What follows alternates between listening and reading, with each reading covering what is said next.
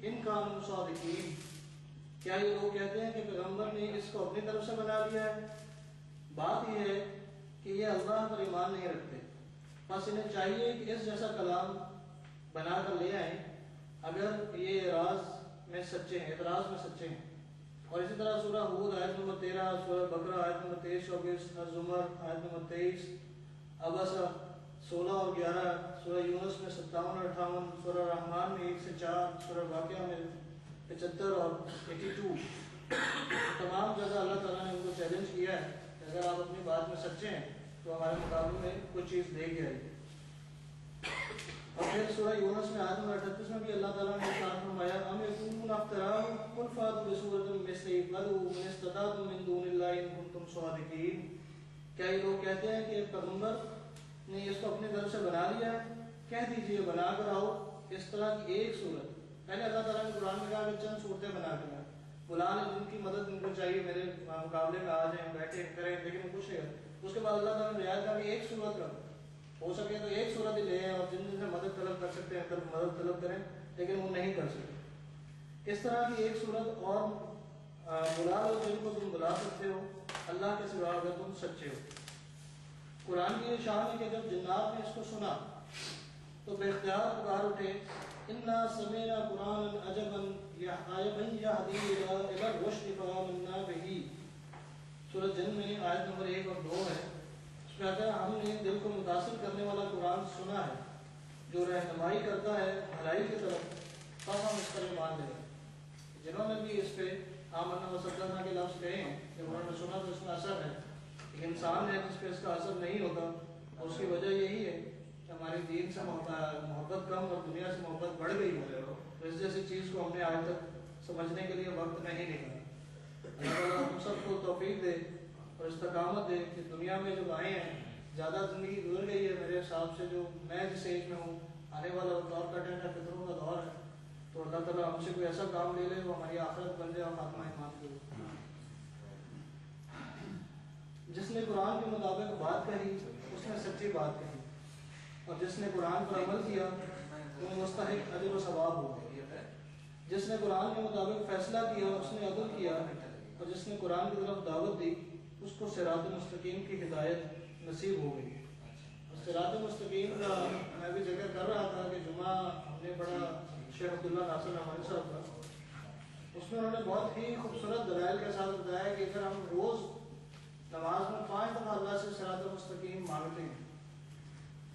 اور وہ صراط مستقیم اگر ہمیں مل جائے، اس کا آگے آیا رحمۃ علیہ جن کا انعام کیا گیا ان کی زندگی سے ہمیں پتہ چلتا ہے کہ صراط مستقیم کیا ہے۔ تو اگر اس دنیا میں یہ کوشش کی جائے کہ اس راستے پہ چلا جائے، اس پہ وقت لگایا جائے، تو اللہ تعالیٰ آخرت میں جو پل صراط ہے وہ بھی یہی راستہ ہے۔ اگر یہ راستہ صحیح ہو گیا، انعام اچھا ہو گیا، تو انشاءاللہ اس راستے پہ بھی 4 طرح کے جو لوگ ہوں گے اللہ تعالیٰ ہمیں کرے۔ پہلے نمبر پہ وہ ہوں گے جو بہت تیزی سے بجلی کی رفتار سے گزر جائیں، دوسرے نمبر پہ وہ ہوں گے جو اس میں گریں گے پڑیں گے گھوڑے کی رفتار سے، گھوڑ سوار کی رفتار سے نکل جائیں گے، تیسرے لوگ وہ ہوں گے جو اس پہ پاؤں رکھیں گے، پھسلیں گے، زخمی ہوں گے، گرتے پڑتے وہ پہنچ جائیں گے آخر میں، اور چوتھے لوگ اللہ اس سے ہمیں بچا کے رکھے اس پہ پاؤں رکھتے ہی کٹ کے گر جائیں گے اور نیچے جہنم حاصل ہوگی۔ تو صراط مستقیم اس دنیا میں بھی یہی ہے، اور اگر یہاں استقامت مل گئی تو انشاءاللہ آخرت میں بھی استقامت ہمیں اللہ تعالیٰ اس میں بھی انشاءاللہ کامیاب کر دے گا۔ قرآن حکیم کیوں نازل ہوا؟ قرآن حکیم نوع انسانی کی روحانی تسکین کے لیے نازل ہوا۔ اللہ ہمارا رب ہے، اس نے جہاں ہماری مادی ضروریات کی تسکین کا سامان مہیا کیا،